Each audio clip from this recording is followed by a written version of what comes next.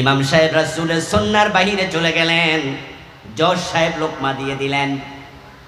এতে প্রমাণিত হয় রাসূলের সুন্নাহ জজ সাহেবও মানে। কিন্তু বলুন তো, জোহরের পরে আদালতের চেয়ারে বসে যখন চুরির মামলার রায় দেয়, চোর ধরে হাত কাটার রায় দেয়াটা ওয়াজিব না ফরজ? ইমাম সাহেব যে ভুল করছিল সেটা ফরজ না ওয়াজিব? ওয়াজিব যখন ছুটে গেছে, জজ সাহেব লোকমা দিছে। কিন্তু আদালতের চেয়ারে বসে জজ সাহেব চোর ধরে হাত কাটে না, চোর ধরে জেলে দেয়। কথা বলতে হবে। চোর ধরে বাংলাদেশে হাত কাটে না, জেলে দেয়। অথচ আল্লাহর আইন কি জেলে দাও না হাত কাটো? চোর ধরে হাত কাটা ওয়াজিব নফল না ফরজ? জজ সাহেব হুজুরের ওয়াজিবে ভুল ধরে, কিন্তু নিজের ফরজের খবর নাই। কারণ জানে চোর ধরে হাত কাটা রায় দিলে জজের চাকরিও থাকবে না। তাই তিনি ইসলাম মানবে ততক্ষণ, ঝুঁকি নাই যতক্ষণ। বিপদ আছে যেখানে, ইসলাম মানে না। এত পীর পৃথিবীর কোন দেশে নাই, এত মসজিদ পৃথিবীর কোন দেশে নাই। তাম দুনিয়া দুটা মসজিদের শহর, একটা হলো ইস্তাম্বুল আর একটা হলো ঢাকা। এত মসজিদ, এত মাদ্রাসা, তাবলীগের বিশ্ব ইজতেমা, এত হুজুর, এত আলেম, কিন্তু এই দেশের সব জায়গায় অন ইসলাম। অফিসে গেলে ঘোষণা দিলে পাইলে সিগনেচার হয় না। ব্যাংকগুলো অধিকাংশ সুদের উপর নির্ভর করে বসে আছে। আপনি যেখানে যাবেন সেখানে দুর্নীতির আড্ডাখানা, ঠিক না? এত আলেমের দেশে দুর্নীতি, এত আলেমের দেশ, হুজুরের দেশ, পীরের দেশ অন ইসলামে ভরে আছে। এর সবচেয়ে বড় কারণ এ দেশের আলেম ওলামারা তারাই পূর্ণাঙ্গ ইসলাম মানার ব্যাপারে এখন একমত হতে পারে নাই। আমি আপনাদের সম্মুখে পবিত্র কোরআন মাজিদ থেকে সূরাতুস সফ এর 9 নম্বর আয়াতে কারিমা তিলাওয়াত করেছি। প্রিয় নবীজি সাল্লাল্লাহু আলাইহি ওয়াসাল্লামের পবিত্র মুখ অনুসৃত একখানা ছোট্ট হাদিসে নববী পাঠ করেছি।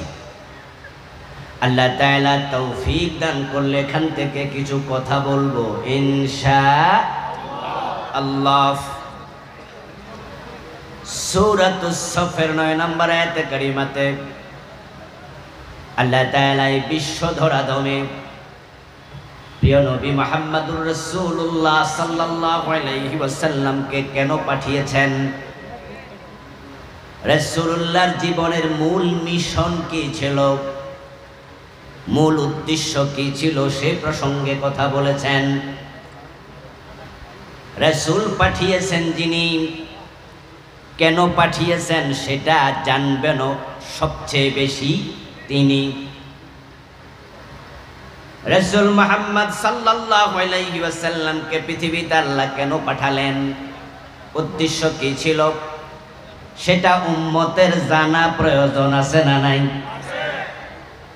জানতেই হবে। কারণ রাসূলকে মেনে চলা নফল না ফরজ? ফরজে কিফায়া না ফরজে আইন? রাসূলকে না মানলে উম্মত হওয়া যাবে না। রাসূল যা বলেছেন উম্মত তাই বলবে, রাসূল যা করেছেন উম্মত তাই করবে। রাসূলের কাজের সাথে, কথার সাথে উম্মতের কাজ এবং কথা মিলতেই হবে। যদি না মিলে, রাসূল কোন স্মরণে কোনো ব্যত্যয় ঘটে, ওই উম্মতের কপালে জান্নাত নেই। প্রিয় নবীজি বলেছেন, কুল্লু উম্মতি ইয়াদখুলুনাল জান্নাহ, আমার সব উম্মত জান্নাতে যাবে, ইল্লা মান আবা, তবে অস্বীকারী উম্মত নয়। সব উম্মত জান্নাতে যাবে, অস্বীকারী উম্মত জান্নাত পাবে না। এই কথা বলার পর একজন সাহাবী দাঁড়ালেন। কিলা মান ইয়া রাসূলুল্লাহ, প্রশ্ন করলেন, হে রাসূল, অস্বীকারী উম্মত কে যে জান্নাত পাবে না? রাসূল সাল্লাল্লাহু আলাইহি ওয়াসাল্লাম জবাব দিলেন, মান আতাআনি দাখালাল জান্নাহ ওয়া মান আসানি ফাকাদ আবা। যে আমি নবীর আনুগত্য করেছে, অনুসরণ করেছে, সে জান্নাতে যাবে। আর যে আমি নবীর অনুসরণ করে নাই, সে অস্বীকারী উম্মত, তার কপালে জান্নাত নাই। এই হাদিসের আলোকে জান্নাতে যেতে হলে নবীর অনুসরণ করা দরকার আছে না নাই? রাসূলকে অনুসরণ করতে রাজি আছেন কিনা? অনুসরণ করলে জান্নাত। প্রিয় নবীজি বলেছেন অন্য হাদিসে, মান আহাব্বা সুন্নতি ফাকাদ আহাব্বানি ওয়া মান আহাব্বানি কানা মাই ফিল জান্নাহ। আমার রাসূল বলেন যে আমার সুন্নাহকে ভালোবাসলো, সে আমি নবীকে ভালোবাসলো। আর যে আমার সুন্নাহ অনুসরণের মাধ্যমে আমার ভালোবাসার প্রমাণ দিল, কানা মাই ফিল জান্নাহ, সে জান্নাতে আমার সাথে ঢুকবে। সুবহানাল্লাহ। আমরা আল্লাহর জান্নাতে যেতে চাই। জান্নাতে যাওয়ার জন্য আমাদের এই সমস্ত কর্ম তৎপরতা। শীতের রাতে ফজরের সময় মসজিদে যাই, আমরা জানি নামাজ পড়লে জান্নাত মিলবে। চৈত্র মাসের দুপুরে রিক্সা চালায় রোজা রাখে, এমন দুই একজন রিক্সাওয়ালা আছে না নাই? কেন রাখে? জান্নাত পাবে। ৫-৭ লাখ টাকা খরচ করে মক্কায় গিয়ে হজ করে আল্লাহ হজের কথা বলেছেন, জান্নাত পাওয়া যাবে। আল্লাহর জান্নাত পাওয়ার জন্য যুদ্ধের মাঠে গিয়ে হাসতে হাসতে জীবন দিয়ে দিয়েছে এমন সাহাবী আছে না নাই? জান্নাতি হলো মুমিনের একমাত্র লক্ষ্য। ওই জান্নাত পাওয়ার জন্য নবীর অনুসরণ করা আবশ্যক। রাসূলের অনুসরণ যদি আপনার জীবনে পাওয়া না যায়, আপনার আমল আল্লাহর কাছে এক আনা দামও নেই। যে ইসলাম আপনি মানতেছেন, সেই ইসলাম কোন হুজুরকে দেখে নয়, কোন পীরকে দেখে নয়, ওই ইসলাম আল্লাহর নবীকে দেখে মানা লাগবে।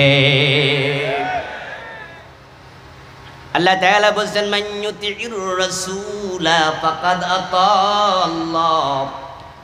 যে রাসূলুল্লাহকে অনুসরণ করলো, সে যেন স্বয়ং আল্লাহকে অনুসরণ করলো। ইসলাম রাসূলের সাথে মিলতে হবে। আল্লাহ তাআলা প্রিয় নবী সাল্লাল্লাহু আলাইহি ওয়াসাল্লামের সাথে মিলাই আপনার দিন নেবেন। যদি না মিলে সেটা ফেলে দেবেন। মাগরিবের নামাজের ফরজ কয় রাকাত? কেউ যদি অতি সওয়াবের আশায় 1 রাকাত বেশি পড়ে মাগরিবের ফরজ 4 রাকাত পড়ে, সওয়াব বেশি হবে না বাতিল হবে?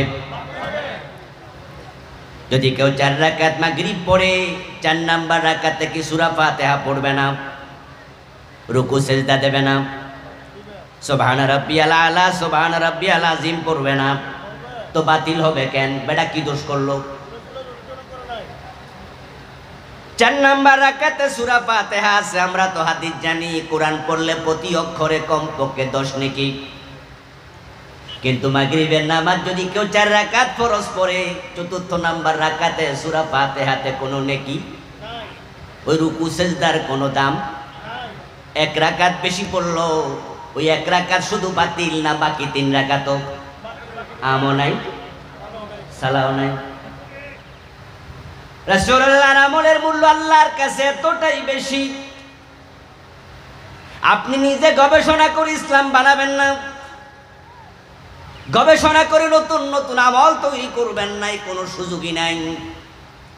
আল্লাহ নবীর সাথে মিলাবেন, মিললে উম্মতকে জান্নাত দেবেন। নবীর সুন্নাহ নবীর রীতিনীতি না মিললে উম্মতের কপালে জান্নাত নেই। নবীর কথার সাথে আপনার কথা মিলবে, নবীর কাজের সাথে আপনার কাজ মিলবে। নবীকে অনুসরণ করতে হবে জীবনের পরতে পরতে, জীবনের বটম থেকে টপ লেভেল পর্যন্ত, পাকঘর থেকে সংসদ ভবন পর্যন্ত, ব্যক্তি জীবন থেকে আন্তর্জাতিক বলয় পর্যন্ত আপনি থাকবেন যেখানে নবীর সুন্নাহ থাকা লাগবে সেখানে। কিন্তু আমাদের দেশের মুসলমানের সমস্যা হলো, তারা মসজিদে গিয়ে সুন্নাহ মানতে রাজি হয়, কিন্তু আদালতের চেয়ারে বসে যখন বিচার করে, রাসূলের সুন্নাহ মেনে বিচার করতে রাজি হয় না। এই দেশের লোকেরা সুন্নাহ মানে না তা নয়, তারা সুন্নাহ মানে। সুন্নাহ মানার কারণে তো মুখে দাঁড়িয়ে আছে, মাথায় টুপি আছে, মাহফিলে এসে মাঠের মাঝে বসে আছেন খালি জায়গায়, খোলা জায়গায়। আল্লাহর নবীর মহব্বত, আল্লাহর কোরআনের মহব্বত দিলে আছে, তাই তো আমরা সবাই আল্লাহর জন্য নিবেদিত। মসজিদে যখন ঢুকি সবাই মিলে ডান পা দিয়ে ঢুকি, মসজিদ থেকে বাম পা দিয়ে বের হই, আল্লাহু আকবার বলে নামাজ শুরু করি, সালাম ফিরিয়ে নামাজ শেষ করি। আমরা রাসূলকে মানি না বললো কে? মানি। কিন্তু ঝামেলা হলো অধিকাংশের চরিত্র হলো সুন্নাহ মানে ততক্ষণ, সুবিধা আছে যতক্ষণ, অসুবিধা যেখানে, সুন্নাহ মানে না সেখানে। এজন্য মসজিদের চার দেয়ালের ভিতরে রাসূলের কথা বললে, আল্লাহর কথা বললে, কোরআনের আইনের কথা বললে সব মুসল্লি জি বলে। আপনি দেখবেন হুজুর যদি বলে আল্লাহর আইনে মসজিদ চলবে, সভাপতির আইনে চলবে না, সব মুসল্লি বলবে জি। সভাপতি সাহেব নিজ মাথা ঝুঁকাইয়া বলবে হুজুর আমি কি কোনোদিন কইছি আমার আইনে মসজিদ চলুক? চালান, আল্লাহর আইনে চালান। সেক্রেটারির আইনে মসজিদ চলবে না, সবাই বলে জি। হুজুর বলে আমি ইমাম, আমার আইনে মসজিদ চলবে না। মাগরিবের ফরজ 3 রাকাত, 2 রাকাত পরে সালাম ফিরাইলে আপনারা সালাম ফিরাবেন না লোকমা দেবেন? ইমামের আইনেও মসজিদ চলবে না, মসজিদ চলবে আল্লাহর আইনে। সব মুসল্লি একমত, কারো কোনো আপত্তি নাই। কিন্তু হুজুর যদি এবার বলে যে আল্লাহর আইনে মসজিদ চলবে, ওই আল্লাহর আইনে সংসদ ভবনও চলতে হবে, সাথে সাথে কিছু মুসল্লি চেহারা কালো হয়ে যায়। ইসলাম তারা মানতে চায়, আল্লাহ এবং রাসূলকে অনুসরণ তারা করতে চায়, তবে সুবিধা মতো। ইসলাম মানবে ততক্ষণ, বিপদ আপদ নাই যতক্ষণ। যে কথা বললে ঝুঁকি আছে ওখানে আর সুন্নাহ মেনে চলতে রাজি হয় না। মিঠা মিঠা কথা বললে সবাই খুশি, মুস্কি হাসি দিয়ে কথা বললে সবাই খুশি। তাবিমা রাহমাতিম মিনাল্লাহি লিনতা লাহুম, আল্লাহ তাআলা বলছো প্রিয় নবী আপনার প্রতি আল্লাহর বড় দয়া, আপনি আপনার সাহাবাদের প্রতি বড় কোমল দিল, রহম দিল, বড় নরম কথা আপনি বলেন। নরম কথার আয়াত পেয়েছে, নরম কথার হাদিস পেয়েছে, মিষ্টি কথার আয়াত পেল, মুস্কি হাসি দেয়ার হাদিস পেল। কিন্তু আবার প্রিয় নবী যুদ্ধের মাঠে সিংহের মতো গর্জন দিয়ে বলেছেন আনান নাবিয়্যু লা কাযিব, আনা ইবনু আব্দুল মুত্তালিব, আমি আব্দুল মুত্তালিবের পৌত্র, আমি মুহাম্মদ, আমি সত্য নবী, আমি কাউকে ভয় করি না। যেই নবী মিষ্টি কথা বলতেন, নরম কথা বলতেন, যুদ্ধের মাঠে হুঙ্কার দিয়ে কথা বলতেন, সেটাও হাদিসে আছে না নাই? কিন্তু যুদ্ধের মাঠে হুঙ্কার দিয়ে কথা বললে প্রতিপক্ষ আপনার উপর নারাজ হবে। মসজিদ আল্লাহর আইনে চলুক এই কথা বললে দুনিয়ার কেউ আপনার প্রতি নারাজ হবে না। কিন্তু দেশটা আল্লাহর আইনে চলুক এই কথা বললে নারাজ হওয়ার মতো লোক আমাদের সমাজেও আছে না নাই? এজন্য আমরা তখনও প্রকৃত সুন্নাহ মানতেই হবে, সে কথা অনেকে বলতে রাজি হই না। মসজিদের ইমামকে দেখেন আমরা কিভাবে মানি, রাসূলের সাথে মিলে বাবা ইমাম, ছেলে মুক্তাদি, জোহরের নামাজ 2 রাকাত পড়ার পরে বাবা বসতে ভুলে গেছে, দাঁড়াইয়া যাচ্ছে। পিছনে ছেলে বাবার সাথে দাঁড়াবে নাকি লোকমা দেবে? কারণ ছেলে জানে 2 রাকাত পড়ার পরে আত্তাহিয়াতু পড়ার জন্য বসা ওয়াজিব। জসকোটের মসজিদ, জজ সাহেব নামাজে হাজির, জোহরের নামাজ ইমাম 2 রাকাত পড়ে আত্তাহিয়াতু পড়তে ভুলে গেছে, তিনি দাঁড়াইয়া যাচ্ছেন। পিছন দিয়া জজ সাহেব লোকমা দিয়ে দেবে, কারণ জজ সাহেব জানে আমার রাসূল 2 রাকাত পরে বসে আত্তাহিয়াতু পড়েছে, ইমাম ভুল করেছে, তাই ইমামকে আমি সংশোধন করলাম, লোকমা দিলাম। জজ সাহেবের লোকমা পেয়ে ইমাম সাহেব বসে গেল, আত্তাহিয়াতু পড়ে তারপরে 2 রাকাত পরে সালাম ফিরাইল। ইমাম সাহেব রাসূলের সুন্নাহর বাহিরে চলে গেলেন, জজ সাহেব লোকমা দিয়ে দিলেন। এতে প্রমাণিত হয় রাসূলের সুন্নাহ জজ সাহেবও মানে।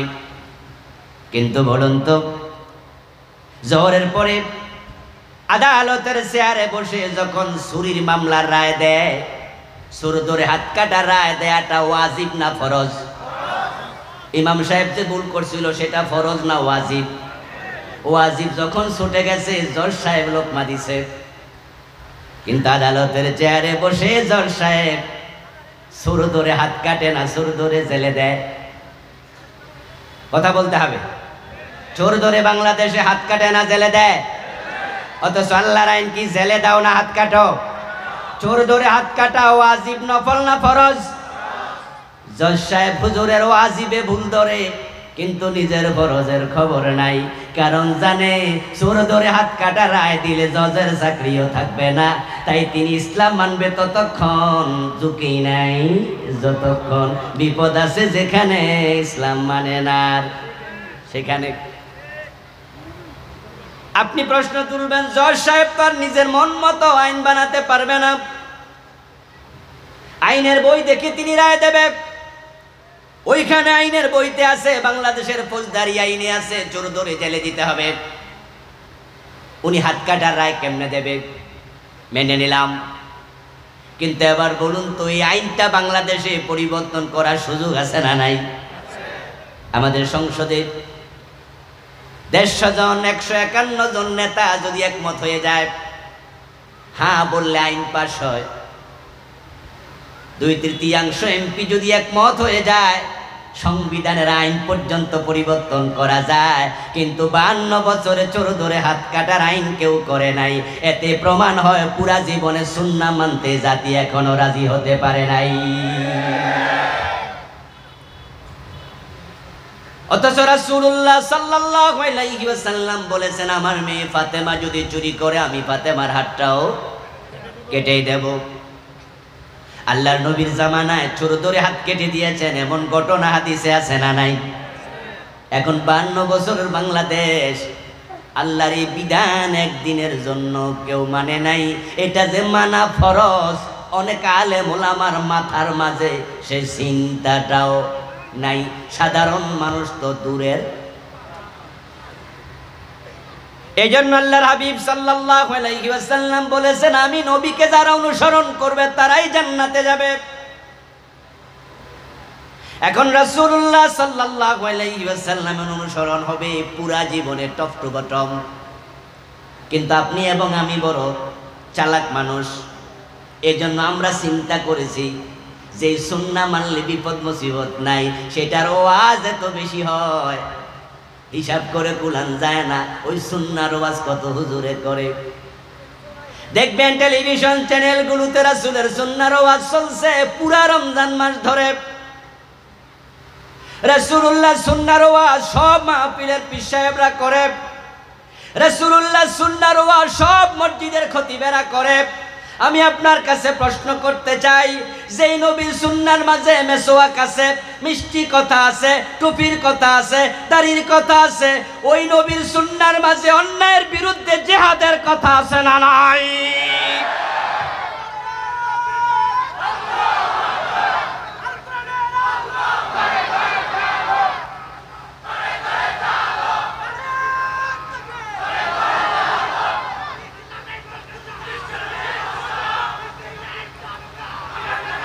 আমার প্রিয় ভাইরা, রাসূলুল্লাহ সাল্লাল্লাহু আলাইহি ওয়াসাল্লামের সুন্নাহ মন মতো যারা মানে, তারা প্রত্যেকেই নিজের ব্যক্তিগত স্বার্থ সিদ্ধির জন্যই সুন্নাহ মানছে, এটা না বলার কোনো সুযোগ নাই। কারণ যদি আল্লাহর জন্য সুন্নাহ মানত, তাহলে পুরা সুন্নাহর ওয়াজ তারাও করার কথা।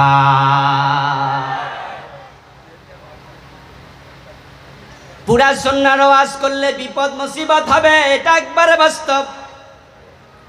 রাসূল সাল্লাল্লাহু আলাইহি ওয়াসাল্লাম যদি শুধু নামাজের ওয়াজ করতেন, রোজার ওয়াজ করতেন, তাহলে আবু জেহেলের সাথে রাসূলুল্লাহর দ্বন্দ্বটা তৈরি হওয়ার কথা না। ইব্রাহিম আলাইহিস সালাম যদি নমরুদের কাছে গিয়ে বলতেন, চাচা আমি এই বাইতুল্লাহতে নামাজ পড়াবো, যেই ঘর আমি বানিয়েছি আল্লাহর ঘরে নামাজ পড়াবো। নমরুদের সাথে হযরত ইব্রাহিমের যে টক্কর লাগলো, তখনও তিনি যদি বলতেন আপনারা মূর্তি পূজা করেন, আমার কোনো আপত্তি নাই, আমার কথা আমাকে বলতে দেন, এইভাবে তিনি যদি বলতেন সুবিধাবাদ, বেছে বেছে কথা বলার নীতি গ্রহণ করতেন, নমরুদের সাথে কোনো দ্বন্দ্বই লাগতো না।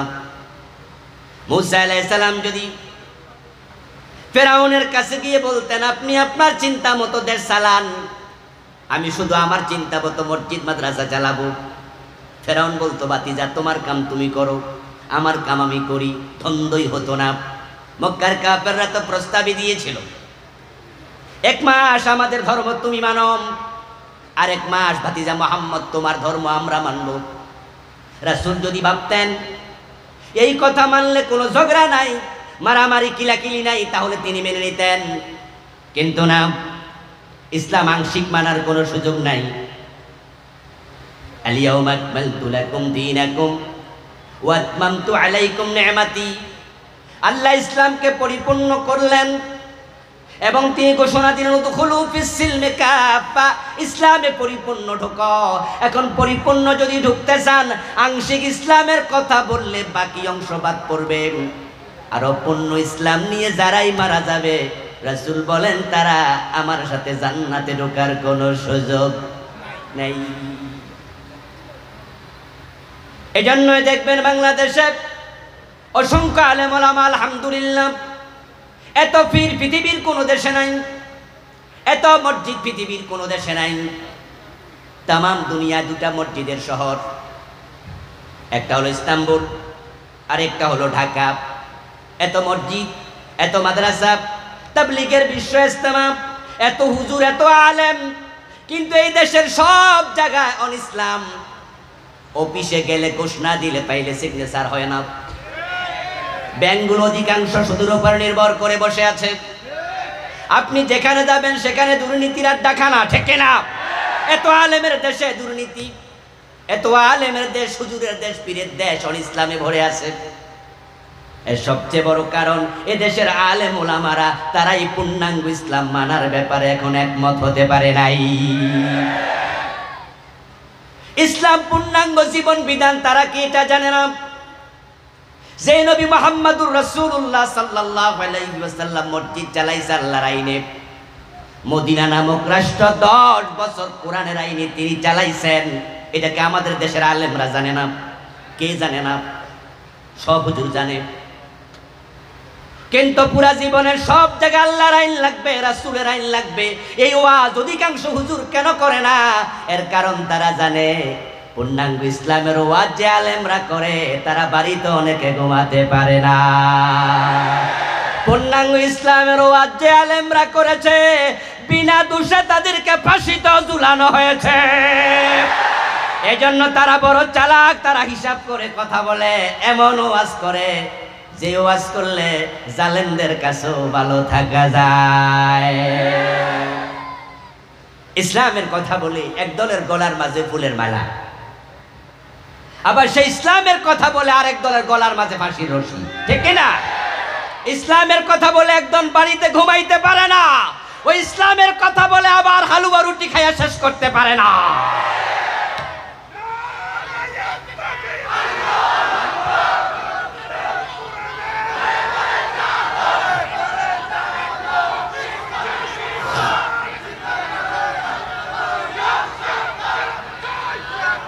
আমার প্রিয় ভাইয়েরা, আল্লাহর জান্নাত পর্যন্ত পৌঁছতে হলে পুরা জীবনে ইসলাম মানা দরকার আছে না নাই? পুরা জীবনে সব জায়গায় ইসলাম মানতে হবে। রাসূলুল্লাহ সাল্লাল্লাহু আলাইহি ওয়াসাল্লামকে অনুসরণে এটা ঈমানের প্রকৃত দাবি। ইসলাম আপনারা মানছেন না তা নয়, সুন্নাহ আমরা মানছি। আপনি এক বিগত লম্বা একটা মিসওয়াক, আমি প্রায় উদাহরণে আলোচনা আসলে বলি, এই উদাহরণটা টানি, এটা বুঝতে একটু সহজ। এক বিগত লম্বা একটি মিসওয়াক নিয়ে আপনি যদি সাতকানিয়া যতগুলো মসজিদ আছে সবগুলো মসজিদের ইমাম সাহেবের কাছে যান, গিয়ে প্রশ্ন করেন যে হুজুর মেসওয়াক করার বিধান কি? দেখবেন সব আলেম একমত হয়ে ফতুয়া দেবে মেসওয়াক করা সুন্নাহ, এর সাথে একজনও দ্বিমত করবে না। প্রশ্ন করুন যে সাতকানিয়াতে মসজিদ আছে 500 700 জন 700 জন ইমাম একমত মেসওয়াক করা সুন্নাহ। হুজুররা নাকি সব বিষয়গুলো গুতাগুতি করে, দ্বিমত করে, ইখতিলাফ করে। বাংলায় প্রবাদ হয়েছে, মানুষ বলে 2 জন এমএ পাস এক কম্বলের নিচে ঘুমাইতে পারে, 2 জন মাওলানা নাকি এক কম্বলের নিচে ঘুমাইতে পারে না। কই আমরা দেখলাম মেসওয়াক করা সুন্নাহ, এই বিষয়ে 500 হুজুর একমত। হুজুর এই ফতুয়াতে সবাই একমত, কারণটা কি? জবাব একটাই, সব হুজুর বলবে আল্লাহর নবী মেসওয়াক করেছেন, অসংখ্য হাদিসে তার প্রমাণ আছে। সুতরাং রাসূল যেটা করেছেন ওটা তো সুন্নাত, এজন্য সব হুজুরের ফতুয়া এখানে মিলে গেছে। আমিও একই কথা বলবো, হুজুরদের ফতুয়া সঠিক। প্রিয় নবীজি মেসওয়াক করেছেন, হাদিসের কিতাবে এমন অসংখ্য হাদিস আছে, সুতরাং এটা সুন্নাত। আমার বন্ধু, এবার পরের সপ্তাহে 2.5 হাত লম্বা একটা তলোয়ার নিয়াম ওই সাতকানিয়া যত ইমাম আছে তাদের বাড়িতে যান, সাদা কাগজ নিয়ে আবার কলম নিয়ে হাজির। অন্যায়ের বিরুদ্ধে প্রয়োজনে তলোয়ার হাতে নিয়ে জিহাদ করতে হবে। ওই জিহাদের ফতুয়া কি? সাদা কাগজ আজকে একটু লিখে দেন। গতবার যারা মেসওয়াকের ফতুয়া দিয়েছে সুন্নাহ, তলোয়ার দেখার পরে জিহাদের কথা শোনার পরে ফতুয়া দিতে রাজি হবে না, চেহারা কালো হয়ে যাবে, এমন হুজুর আছে না নাই? জিহাদের কথা শুনলে রাজনীতির গন্ধ খুঁজে এমন মুসলমান আছে কিনা? জিহাদের মাঝে জঙ্গিবাদ খুঁজে বেড়ায় এমন জালেমও আছে না নাই? যারা মডেল মসজিদের হুজুর ইমাম, তাদের কাছে জিহাদের ফতুয়া খুঁজলে সবার আগে দৌড় মারবে। অনেকেই বলবে জিহাদের পক্ষে ফতুয়া দিলে চাকরি বেশি দিন টিকবে না, তাই জিহাদের আলোচনা করে না। এমন শত শত ফির ক্ষতি বাংলাদেশে। আচ্ছা, রাসূলকে অনুসরণ করা যদি জান্নাতে যাওয়ার মাধ্যম হয়, আপনাদের কাছে আমি জানতে চাই, যেই নবী মেসওয়াক করেছেন হাতে মেসওয়াক নিয়া, ওই নবী 27টি যুদ্ধে তলোয়ার নিয়ে জিহাদ করেছেন, এমন শত শত হাদিস আছে না নাই? তো মেসওয়াক সুন্নাহ হলে জিহাদও সুন্নাহ হওয়ার কথা কিনা? এবার বলুন তো, জিহাদ কি সুন্নাত না ফরজ? মাশাআল্লাহ। আমার প্রিয় ভাই, মেসওয়াক করা সুন্নাহ, এটা হাদিসে আছে, কোরআনে নাই। কোরআনে মেসওয়াকের কোনো কথাই নাই, কিন্তু হাদিসে আছে। এবার বলুন তো, জিহাদের কথা কোরআন হাদিস সব জায়গায় আছে না নাই? তো সেটার আলোচনা কেন সবাই করে না? এর কারণ হচ্ছে, জিহাদের কথা বললে যাদের বিরুদ্ধে জিহাদ হবে তারা রেগে যাবে, আর জিহাদের প্রসঙ্গ যখন আসে তখনই প্রতিপক্ষ হয়ে যায় জালেম। প্রতিপক্ষ যারা আছে তারাই হয় অন্যায়কারী, আর সমাজে জালেম এবং অন্যায়কারীদের হাতে তো দেশের ক্ষমতা। এই 52 বছরের কথা বলছি, শুধু আজকের কথা না। জিহাদের প্রসঙ্গ আসলেই তো জালেমদের কারে পড়বে।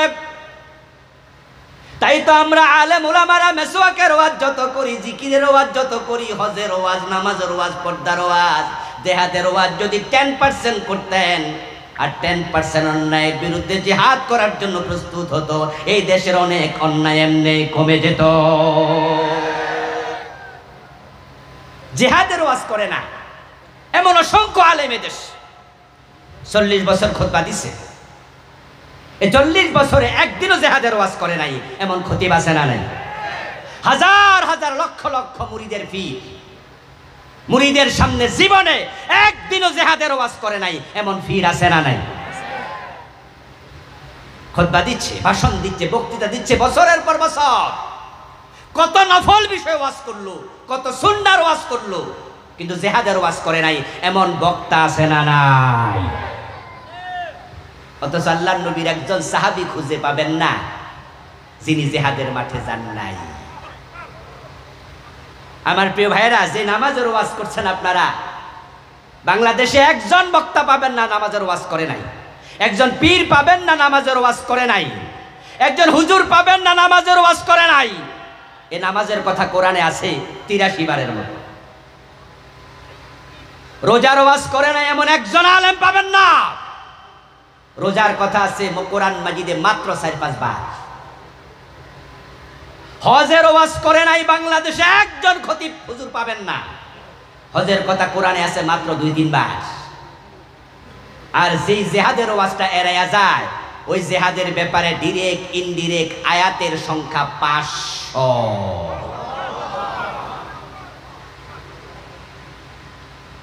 আমার রাসূল জীবনে হজ করেছেন মাত্র একবার। বাংলাদেশের হুজুররা শুধু হজ না, এই রমাদানে দল বেঁধে উমরা করতে গিয়েছে সব মহলের হুজুর। আমিও গিয়েছি, অনেকে আমরা গিয়েছে। রমাদানে যে উমরা করতে গেলেন এটা কি ফরজ না সুন্নাহ? সুন্নাহ মুস্তাহাব বা নফল। রাসূল হজ করেছেন জীবনে একবার, আর জিহাদের মাঠে সেনাপতি হয়ে হাজির হয়েছেন 27 বার।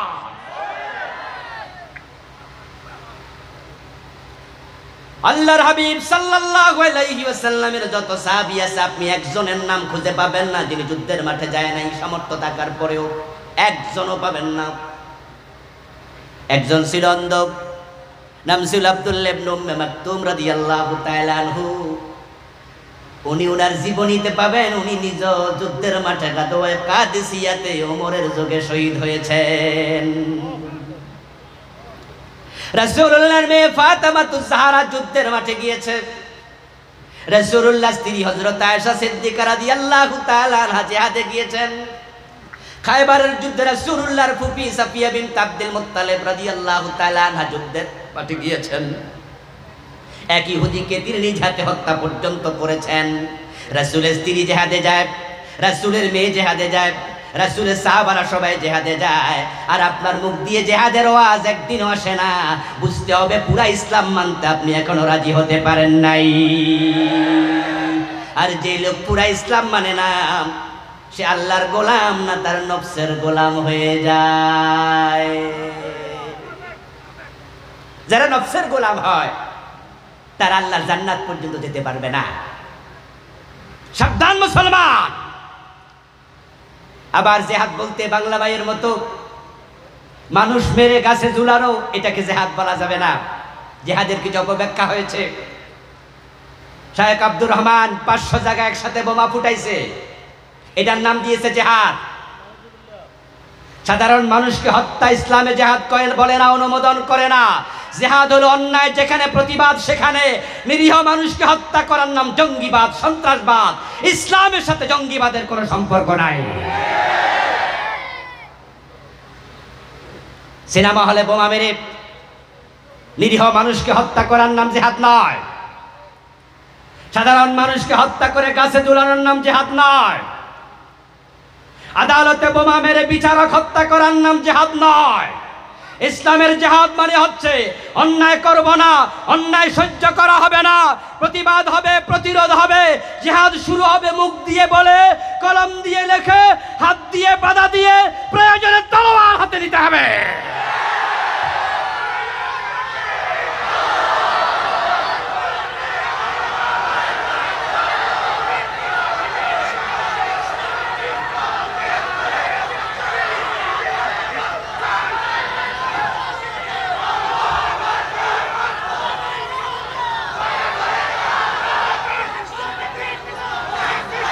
আমার প্রিয় ভাইয়েরা, অন্যায়ের বিরুদ্ধে প্রয়োজনে তলোয়ার হাতে নিতে হয়। রাসূল তলোয়ার হাতে নিছে কিনা? কিন্তু বাংলাদেশে অসংখ্য আলেম ওলামা পীর বুজুর্গ আছে যারা অন্যায়ের বিরুদ্ধে কথা বলার মতো সৎ সাহস তাদের কলিজায় নেই। আর যারাই দেখবেন অন্যায়ের বিরুদ্ধে জিহাদের কথা বলে না, ওদের সাথে জালেমদের কোনো দ্বন্দ্ব লাগে না, বরং তারাই জালেমদের হাটুয়া হালুয়া রুটির অংশ পায়। ওরা খুব আরামে আছে। আর যারাই জিহাদের কথা বলে, অন্যায়ের বিরুদ্ধে কথা বলে, তারাই বিনা দোষে হাজারো মামলার আসামি হওয়া লাগে। তাই বলে কি আমরা অন্যায়ের বিরুদ্ধে কথা বন্ধ করে দেব? রাসূলুল্লাহর জীবনে অন্যায়ের প্রতিবাদের কথা আছে না নাই?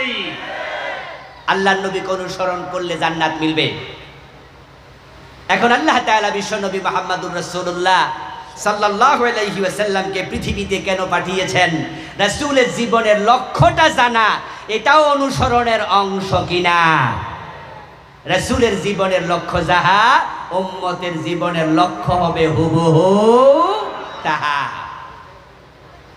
আল্লাহর নবীর জীবনের লক্ষ্য কি? আল্লাহ তাআলা কুরআন মাজিদের 3টা সূরাতে বলেছেন।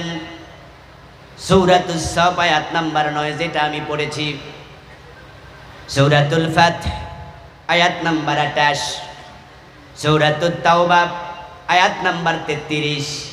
3টা সূরাতে আল্লাহ তাআলা একই কথা 3 বার বলেছেন। যারা পারেন তারা আমার সাথে একটু পড়ুন। হুয়াল্লাযী আরসালা রাসূলাহু বিল হুদা ওয়া দীনিল হক লিইয়ুযহিরাহু আলাদ-দীনি কুল্লিহি। আল্লাহ তাআলা 3টি সূরাতে একই কথা 3 বার বললেন। তিনি আল্লাহ যিনি তার রাসূলকে কোরআন এবং সত্য ধর্ম ইসলাম নিয়ে পাঠিয়েছেন। উদ্দেশ্য কি? রাসূলের জীবনের লক্ষ্য কি? আল্লাহ বলছেন লিইয়ুযহিরাহু আলাদ-দীনি কুল্লিহি।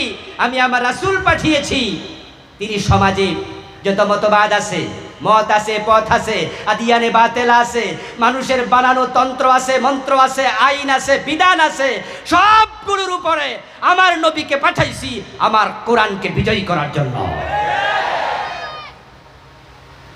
আল্লাহ তাআলা কোরআন বিজয় করার জন্য রাসূলুল্লাহকে পাঠিয়েছেন। এবার আপনাদের কাছে আমি জানবো, আল্লাহর নবী সাল্লাল্লাহু আলাইহি সাল্লাম ইন্তেকালের আগে কোরআনকে বিজয়ী করে গিয়েছেন কিনা? রাসূল সাল্লাল্লাহু আলাইহি সাল্লামের ইন্তেকালের আগে তিনি মদিনার সমাজে কোরআনকে পরিপূর্ণভাবে কায়েম করে তারপর ইন্তেকাল করেছেন। আমার প্রিয় ভাইরা, এখন আল্লাহর নবীর জীবনের লক্ষ্য যদি দ্বীনের বিজয় হয়, আমরা আমাদের সবার জীবনের লক্ষ্য দ্বীনের বিজয়টাকে নির্ধারণ করা দরকার আছে না নাই? আল্লাহর দ্বীনের বিজয় বাংলাদেশে না হওয়ার পিছনে কারণ কি? 90% তো মুসলমান। কারণ শুধু একটা, আমরা এখনো সবাই তো দূরের কথা, এখনো আমরা 20-30% লোক আল্লাহর জমিনে আল্লাহর দ্বীনকে বিজয় করতে হবে এটা আমাদের জীবনের লক্ষ্য বানাতে পারি নাই। প্রিয় নবী হচ্ছে আমাদের জন্য রেলগাড়ির ইঞ্জিনের মতো, আমরা উম্মতেরা হলাম রেলগাড়ির পিছনে যে ডাব্বাগুলো থাকে, বগিগুলো থাকে, একজন এক একটা বগির মতো। ইঞ্জিনের সাথে যদি পিছনের বগিটা অ্যাটাচ করে দেয়া যায়, তাহলে ইঞ্জিন বগিকে টানতে টানতে নিয়ে যায়, ইঞ্জিন যায় যেখানে, বগি যায় সেখানে। রাসূলের জীবনের লক্ষ্য ছিল দ্বীনের বিজয়। এখন আপনি যদি জীবনের লক্ষ্য রাসূলের সাথে মিলিয়ে দিতে পারেন, ইনশাআল্লাহ এই লক্ষ্য মিলানো আপনাকে আল্লাহর জান্নাত পর্যন্ত পৌঁছিয়ে দেবে। সাধারণ মানুষের কথা কি বলবো? আলেম ওলামাদের অনেকেই এখনো, পীর বুজুর্গদের অনেকেই এখনো আল্লাহর দ্বীনের বিজয়ের কথা বলেই না।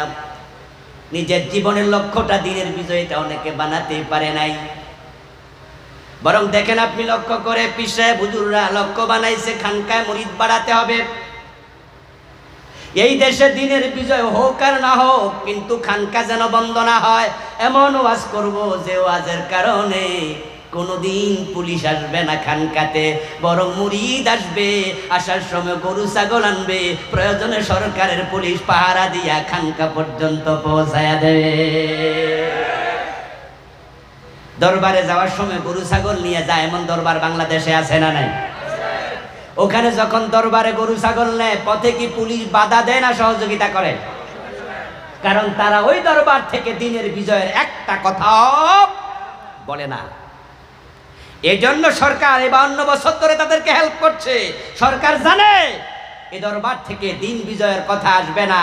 আর দ্বীনের বিজয় যদি না হয়, তাহলে তাদের সিনেমা হল থাকবে, সুদী ব্যাংক থাকবে, মদের ব্যবসা থাকবে, দুর্নীতি থাকবে, লুটপাট থাকবে, কানাডায় বেগমপাড়ায় বাড়ি বানাতে পারবে, আমেরিকায় বাড়ি করতে পারবে।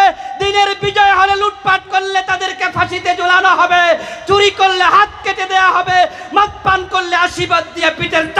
খুলে ফেলা হবে।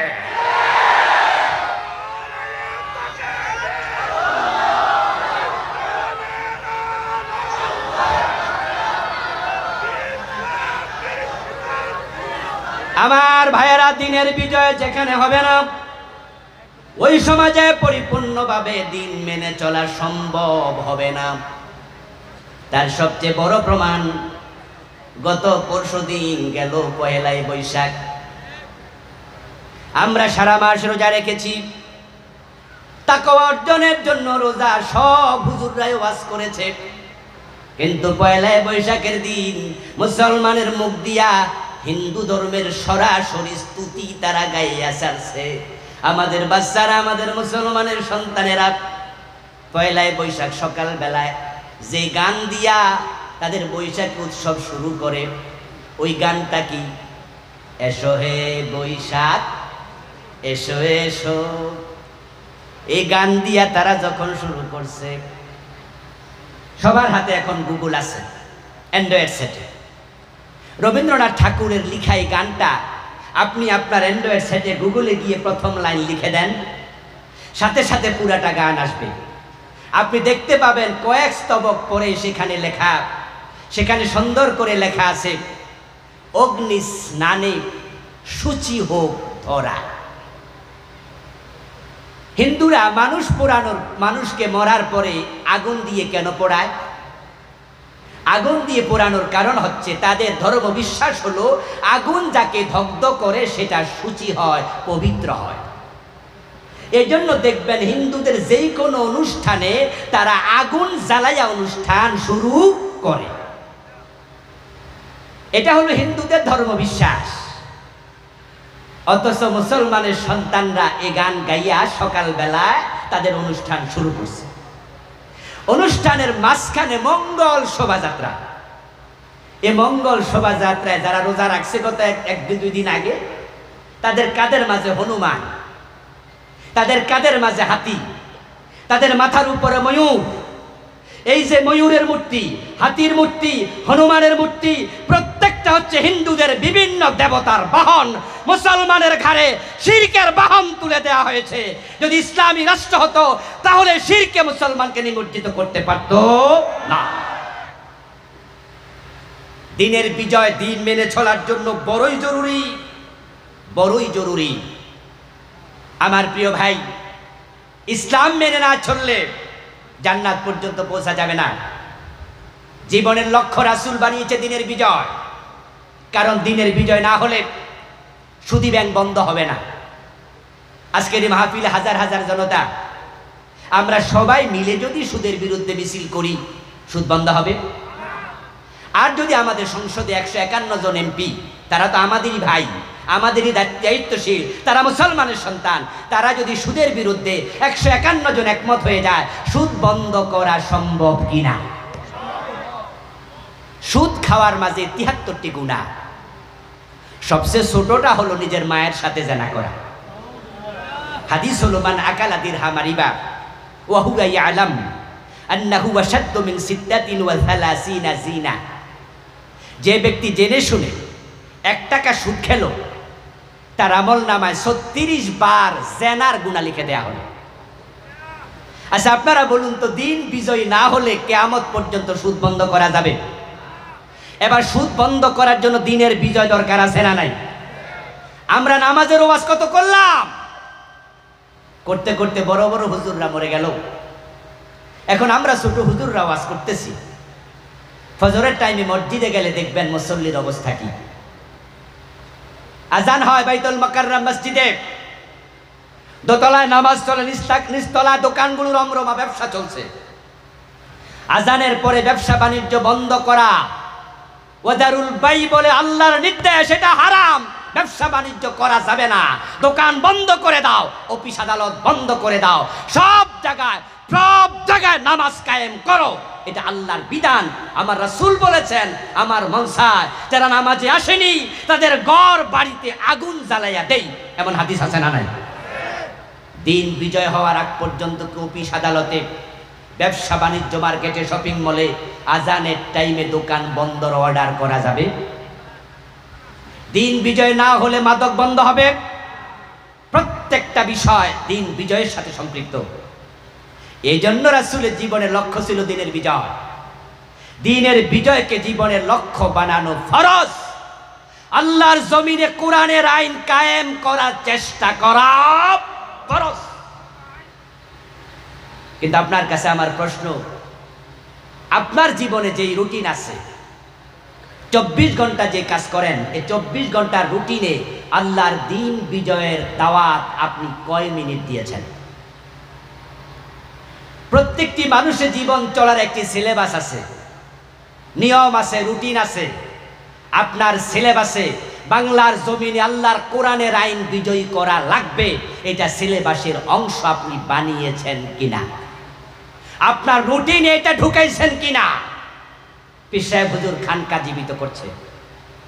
খতিব সাহেবের জীবনের লক্ষ্য মিম্বার যেন ছুটে না যায়, এমন ওয়াজ করব 14 গোষ্ঠী মুসল্লি হাসবে, খুশি হবে।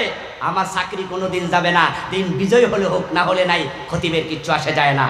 বক্তার জীবনের লক্ষ্য এমন ওয়াজ করব জীবনে মাহফিল 144 জারি হবে না, ওই বক্তাকে কোনোদিন আদালতে তলব করা হবে না, পুলিশে ডাকবে না, ওয়াজ করবে ইসলামের বিজয় হলে হোক না হোক, উনার পকেট বাড়ি হওয়া লাগবে।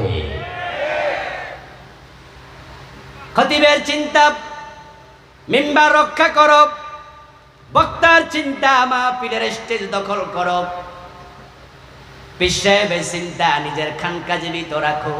দিন বিজয়ের চিন্তা একদল আলেম করছে যাদের সংখ্যা বড়ই কম, বরং আপনি দিন বিজয়ের চিন্তা না করার কারণে বড় লস হয়ে গেল। 1 নাম্বার লস, দিন বিজয়ের সিলেবাস আপনার রুটিনে নাই, সেহেতু আপনি একটি ফরজ থেকে দূরে আছেন। আর একটা বড় মেসেজ হলো, আপনার যত ফলোয়ার আছে, অনুসারী আছে, তারা সবাই মনে করবে এত বড় পীর, এত বড় হুজুর, উনি তো দিন বিজয়ের কথা বলে না।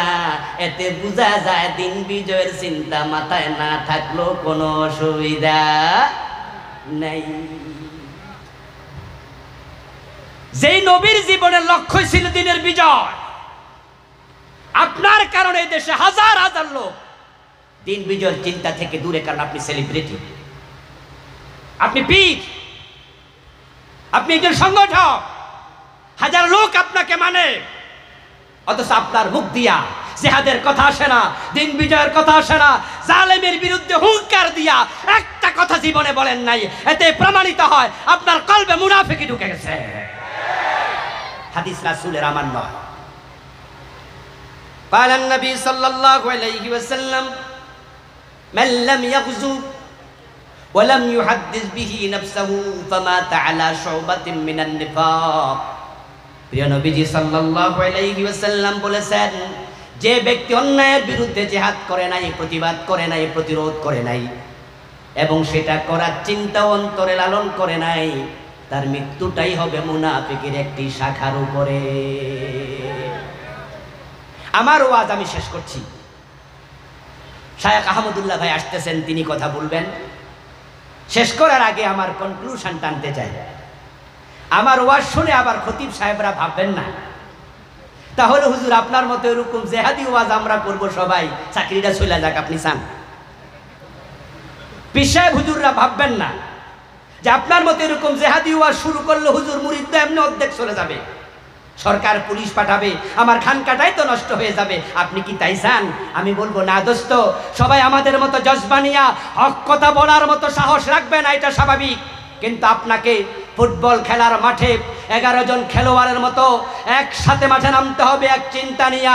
11 জন সমান খেলে না, কিন্তু যে যতটুকু খেলুক সবার অন্তরে, সবার মাথার মাঝে গোল দেওয়ার চিন্তা আছে না নাই?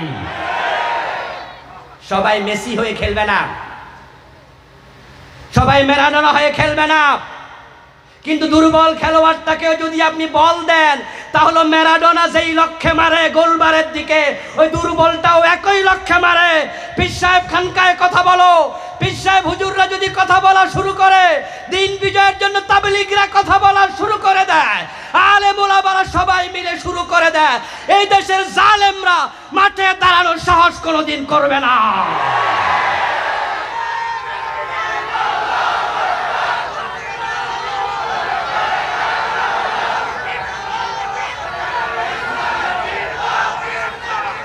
আমার ভাইয়েরা 11 জন খেলোয়াড়ের লক্ষ্য কি 11 দিকে না একদিকে? কথা আপনারা বলতে হবে, 11 দিকে না একদিকে? সবাই কি সমান খেলতে পারে? কিন্তু লক্ষ্য কয়টা? এবার বলুন 11 জন খেলোয়াড় কি এক জায়গায় একবারে গোল হইয়া খেলেন? আলাদা আলাদা জায়গা। কেউ মিডলে খেলবে, কেউ ব্যাকে খেলবে, কেউ কর্নারে খেলবে, কেউ ফিল্ডিং করবে, কেউ গোলবারে খেলবে। লক্ষ্য যেহেতু একটা, খেলা শুরু হওয়ার 5 মিনিট পরেও গোল হয়, 10 মিনিট পরেও হয়, 90 মিনিটে 12টা 13টা হয়ে যায়। লক্ষ্য 11 দিকে হলে 6 ঘন্টা 10 ঘন্টা গোল হবে না। সব আলেম একমত হয়ে যাও, দিনের বিজয় করতে 6 মাসও লাগবে না। আল্লাহ তাআলা আমাদের সকলকে আল্লাহর এই জমিনে আল্লাহ দিন বিজয় করার জন্য একমত হওয়ার তৌফিক দান করো, বলেন আমিন। দিন বিজয়ের কথা বলতে গেলে বিপদ আসার সম্ভাবনা আছে না নাই? প্রয়োজনে বিপদের মুখোমুখি হতে রাজি হওয়া লাগবে, প্রয়োজনে জেলে যেতে হবে, প্রয়োজনে রক্ত দিতে হবে, হাসতে হাসতে শাহাদাতের মঞ্চে যাওয়া লাগবে। আমার প্রিয় ভাইয়েরা, প্রয়োজনে সর্বোচ্চ ত্যাগ, শাহাদাত নসিব করার জন্য, নিজের ভাগ্যে জুটানোর জন্য, শহীদ হওয়ার জন্য রাজি হওয়া দরকার আছে না নাই? কে কে রাজি আছে আল্লাহকে দেখা দাও।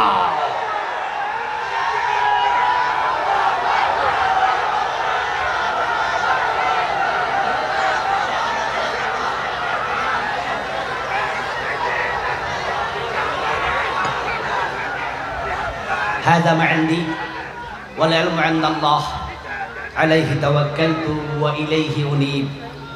প্রিয় ভাইরা, ইনশাআল্লাহ শেখ হামিদুল্লাহ ভাই আসছেন, উনি আলোচনা শুরু করবেন। আরও বক্তা আছে, আমি যেটুকু শুনেছি আপনারা হয়তো কেউ কেউ শুনেছেন। ইনশাআল্লাহ আমাদের পরবর্তী আলোচকদের বক্তৃতা শুনে সবাই মিলে আখিরি মুনাজাত দিয়ে যাবেন, এই প্রত্যাশা রেখে আমার জন্য দোয়া চেয়ে শেষ করছি। আসসালামু আলাইকুম ওয়া রাহমাতুল্লাহি ওয়া বারাকাতুহু।